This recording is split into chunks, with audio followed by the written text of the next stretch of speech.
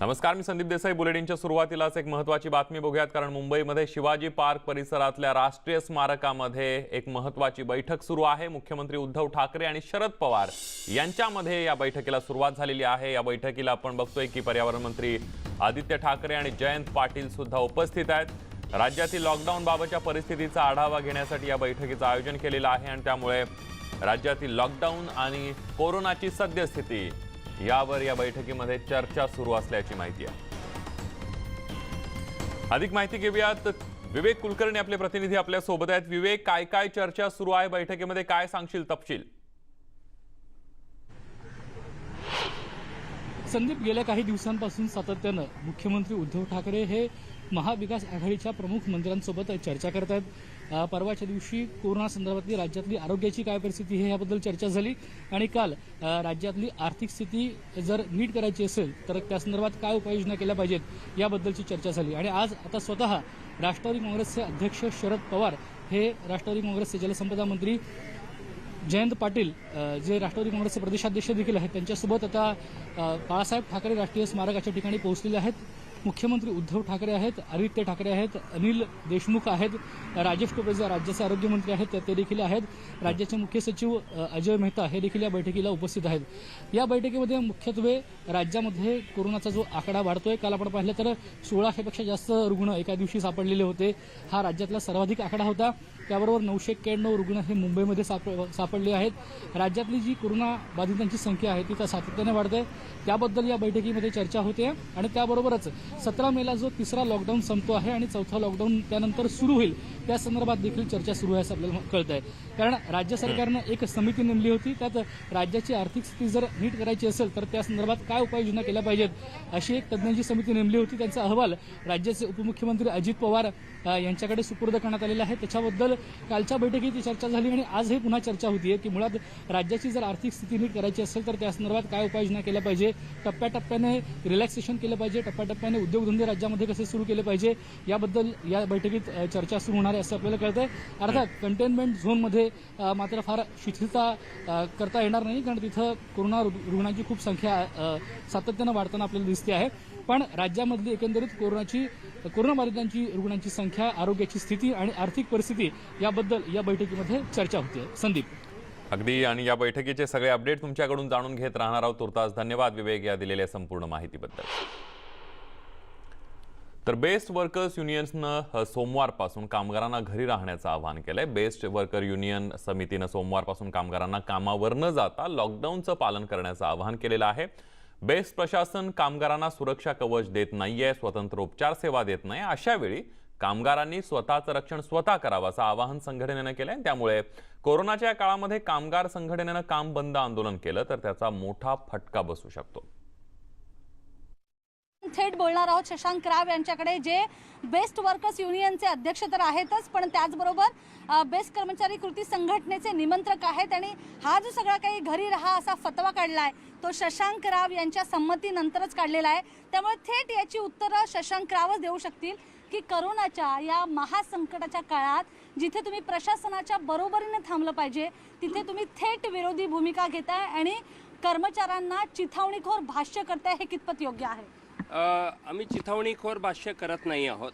आपण बघितलं असेल की गेले 2 महिने लॉकडाऊन सुरू आहे आणि त्याच्यामध्ये BSTचा कर्मचारी हा रात्रंदिवस मुंबईला अत्यावश्यक सेवा पुरवत आहे. आणि याआधी सुद्धा मग ते पूरस्थिती असेल किंवा बॉम्ब ब्लास्ट असेल, या सर्व परिस्थितीमध्ये BSTचा हा कर्मचारी मुंबईकर जनतेला सेवा पुरवत आलेला आहे. पण या लॉकडाऊनमध्ये कोविड-19च्या पार्श्वभूमीवर ज्या सुरक्षा घेतल्या पाहिजे होत्या, ज्या सुरक्षा कवच आम्हाला दिलं गेलं पाहिजे होतं, ते आमच्या कर्मचाऱ्यांना वारंवार आम्ही सांगून सुद्धा घेतलेलं नाही. मी साधारणतः स्वतःहून माननीय मुख्यमंत्री असतील, महानगरपालिका आयुक्त असतील, BSTचे जनरल मॅनेजर असतील, या सर्वांना आत्तापर्यंत किमान 20 पत्र आमची गेलेली आहेत की आमच्या कर्मचाऱ्यांची सुरक्षा करावी.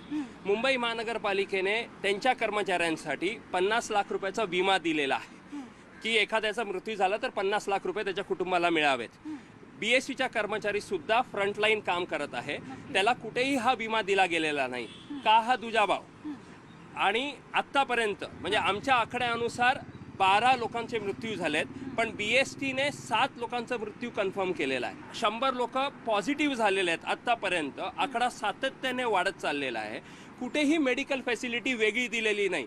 म्हणजे यापर्यंत की मेडिकल ऑफिसर सांगतात की तुम्ही स्वतः जा आणि स्वतः ॲडमिट व्हा. म्हणजे आम्ही लोकांना सेवा देतो, उपक्रमाची जबाबदारी आहे आमची देखभाल करायची, पण कुठेही करत नाही आहे. युनियन लीडर म्हणून तुमचं ते काम आहे जे तुम्ही बजावताय. पण हा जो काळ आहे अति संकटाचा आहे की ज्याच्यामध्ये मान्य आहे या सगळ्या गोष्टींची कमतरता आहे, मान्य आहे हे करोना बाधित होत आहेत आणि मान्य आहे इतरांपेक्षा म्हणजे पालिकेच्या इतरांपेक्षा कर्मचाऱ्यांपेक्षा दुजाभाव मिळत असेल. पण 100% लॉकडाऊन करा, घरी बसा, इन शॉर्ट तुमची ही बंदची हाक खरंच या काळामध्ये योग्य आहे का? खरंच तुमचं हे वागणं योग्य आहे का शशांक? माझं स्पष्ट म्हणणं आहे, वेळ गेलेली नाही. कारण की आज ही का सांगावं लागलं की आपण घरी बसा. मला सांगा, एखाद्या कुटुंबाप्रमुखाचा ज्या वेळेला मृत्यू होतो आणि त्या कुटुंबाला कुठेही सहारा मिळत नाही, ते कुटुंबाने काय करावं? एखाद्या कुटुंबाचा कर्मचारी आजारी होतो, तो हॉस्पिटलमध्ये आहे, एक साधं विचारणा केली जात नाही की काय चाललेलं आहे, तर कसं त्या कुटुंबाने जगायचं आणि ते कसं त्याचा परिवार चालायचा हा विषय आहे. आजही आमचं हे म्हणणं आहे. आम्ही काय सांगतोय, आम्हाला तुम्ही सुरक्षा द्या. आम्ही काय मागतोय की जे विमा कवच मागणं चुकीचं आहे का? सेंट्रल गव्हर्नमेंटनी जाहीर केलेलं आहे. BSTला द्यायला काय प्रॉब्लेम आहे? 50 लाखाचा विमा कवर मुंबई महानगरपालिका म्हणजे सर्वच महानगरपालिकांमध्ये लागू केला गेलेला आहे. मग BSTच्या कर्मचाऱ्याला का नाही? आणि तातडीच्या कोणत्या मागण्या तातडीनं म्हणजे लगेचच मान्य केला तर तुम्ही कदाचित तुमचं वक्तव्य मागे घ्याल, तुमची पत्रकं तुम्ही मागे घ्याल. तातडीच्या कोणत्या मागण्या आहेत? एक तर आम्हाला 50 लाखाचं जसं महानगरपालिकेने दिलेलं आहे 50 लाखाचं विमा कवच, सुरक्षा कवच तातडीने द्यावं.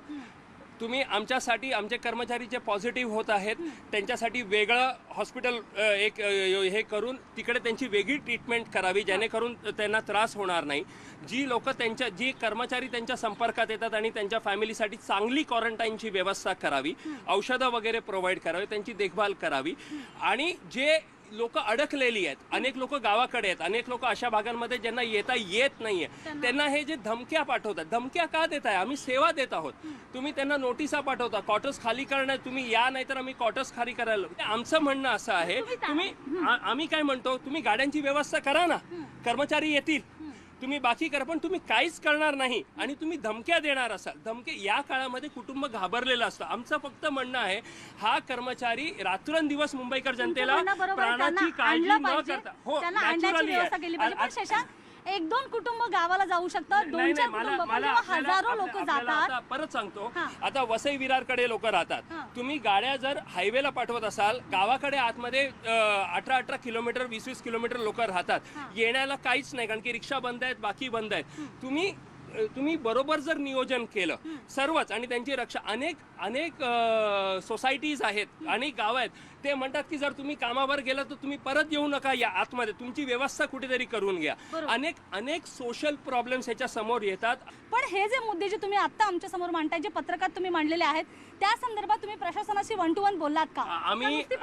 आम्ही पत्र दिली, फोन केली, सातत्याने जनरल मॅनेजरशी, ॲडिशनल GMशी बोलणं झालं. मी पर्सनली SMS घातले, कारण पत्रांची उत्तरं येत नव्हते. महानगरपालिकेच्या आयुक्तांना मी फोन केली, फोन उचलली गेली नाहीत. मी पर्सनल SMS, कारण की व्हॉट्सॲप काय होत नाही, पर्सनल SMS केली. माननीय मुख्यमंत्री साहेबांना सुद्धा SMS केली.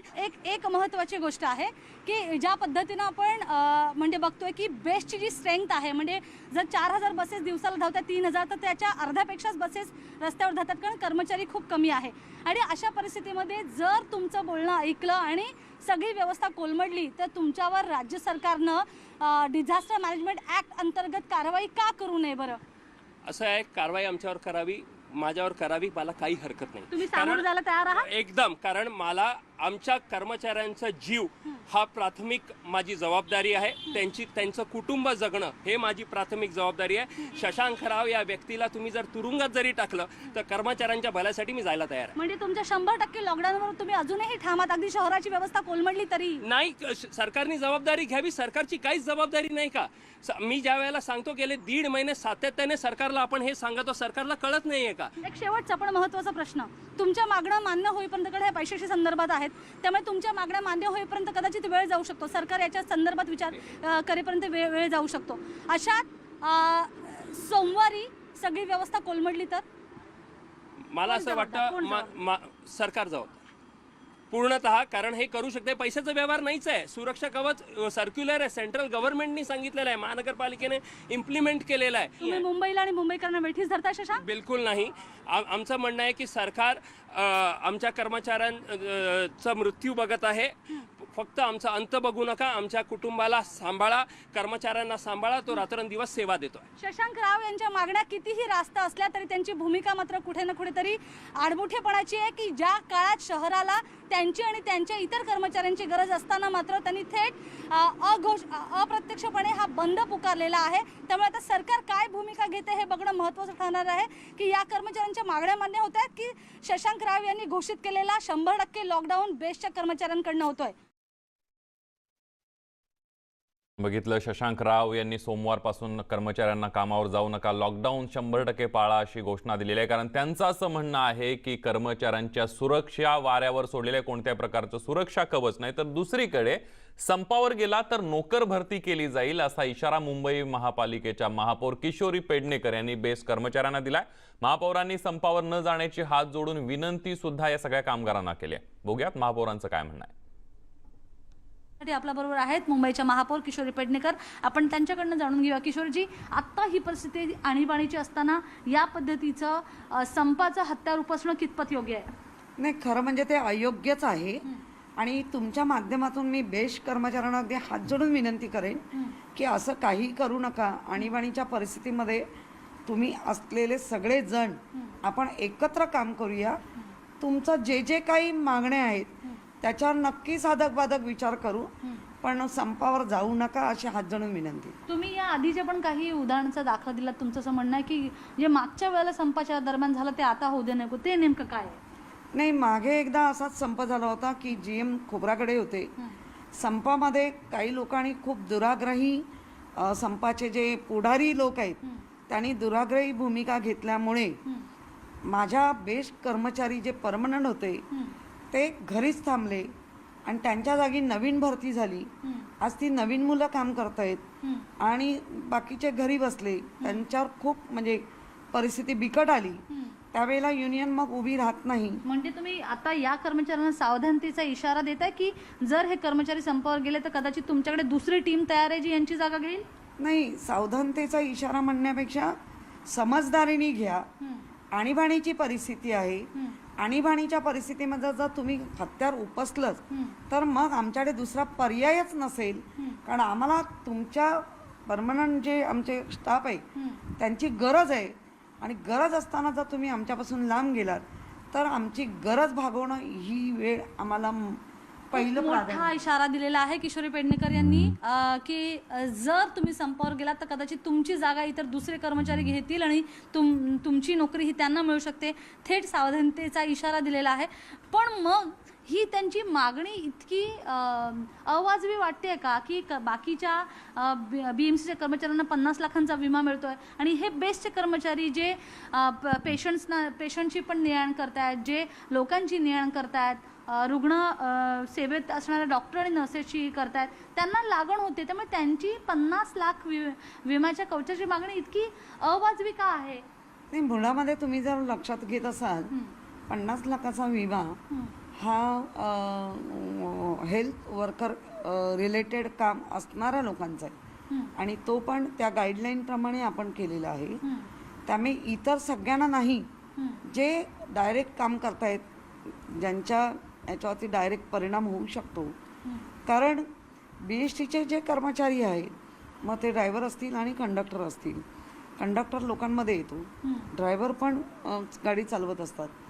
त्यामुळे त्यांच्यासाठी पण आपण एक नवीन म्हणजे नवीन म्हणण्यापेक्षा जो मृत्युमुखी पडलाय त्याच्या घरातल्या एकाला आपण लगेच नोकरी देणार आहोत हे ऑलरेडी डिक्लेअर केलेलं आहे. ते डिक्लेअर झाल्यानंतर परत तुमची जर दुसरी मागणी, तर मला वाटतं ते सध्याच्या परिस्थितीला अवस्था आहे. निश्चित तुमची काळजी घेतली पाहिजे. तुम्हाला चांगली हॉस्पिटल मिळाली पाहिजे. तुम्हाला आरोग्य सेवा चांगली दिली गेली पाहिजे.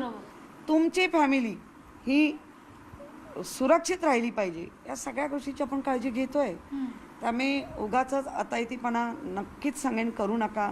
आणि असाही आरोप केला जातो की ज्या पद्धतीनं हॉस्पिटल्स किंवा त्यांना जी सेवा मिळावी ती मिळत नाहीये आणि काही अंशी ते बरोबर आहे, त्यांना ग्लव्स, सॅनिटायझर या गोष्टी मिळत नाहीये. त्यामुळे किमान आता तरी त्यांच्याकडे बघितलं जाईल का की पुन्हा त्यांना तसंच वाऱ्यावर सोडलं जाईल? नाही, मुळामध्ये त्यांना सॅनिटायझर, ग्लोव्ज, मास्क आपण पुरवतोय. आणि जर थेट मी सांगते तुमच्या माध्यमातून, अशी जर तुटवडा कुठे असेल तर त्यांनी माझ्याशी संपर्क करावा, मी ते उपलब्ध करून देईन. जर तुमची एवढी हेळसांड ग्लोव्ज, मास्क आणि सॅनिटायझर होत असेल तर. कारण तुमच्याच माध्यमातून मी पाहिलंय प्रत्येक बस गेल्यानंतर ती पुन्हा सॅनिटायझर होते. त्याच्यामुळे काळजी घेणं हे बरोबर आहे, पण मृत्युमुखी जे पडले त्यांच्या कुटुंबाला लगेच आपण नोकरी देतोय. पण त्यांना विम्याचं कवच नाही दिलं जाऊ शकत असं तुमचं म्हणणं त्याच्यासाठी पण बोलणी चालू आहे. ती मला कल्पना नाहीये नेमकं काही, पण आजच्या घडीला ज्या पद्धतीने इकॉनॉमिकली सगळेच मागे चालले, त्यामुळे ते काय शक्य आहे काय नाही तेही विचारून घेईन. परंतु मृत्युमुखी पडलेल्या लोकांच्या घरातल्या एका व्यक्तीला लगेच नोकरी देतोय हेही काही कमी नाही. सोमवारपासून कामावर येऊ नका या अल्टिमेटमला अवघ्या 2 दिवसांचा कालावधी आहे. अशात तुमचा जर निर्णय झाला नाही किंवा तुमच्याकडनं सांगितलं गेलं नाही तर कदाचित हा कर्मचारी सोमवारपासून कामावर येणार नाही. मग काय? त्याच्यासाठी त्यांच्या GM आणि आयुक्त किंवा त्यांचे लीडर लोक यांच्याशी बोलणी चालू आहे. काहीतरी मार्ग निघेल. आणि त्यात करून पण जर युनियन लीडर दुराग्रही राहिले तर त्याच्यावरही मार्ग काढतील. पण हात जोडून विनंती पुन्हा सांगेन की करू नका. सचिन कुबडे सह स्वाती लोखंडे, न्यूज 18 लोकमत, मुंबई. आपण बघितलं बेस्ट संघटनेनं आता सुरक्षा कवच मिळावं नाहीतर सोमवारपासून कामावर न येण्याचा इशारा दिलेला आहे. आता महापालिका आणि महापालिका आयुक्त काय निर्णय घेतात हे बघावं लागणार आहे. एक छोटासा ब्रेक घेऊन पुन्हा परतूया. पहा फक्त न्यूज 18 लोकमत.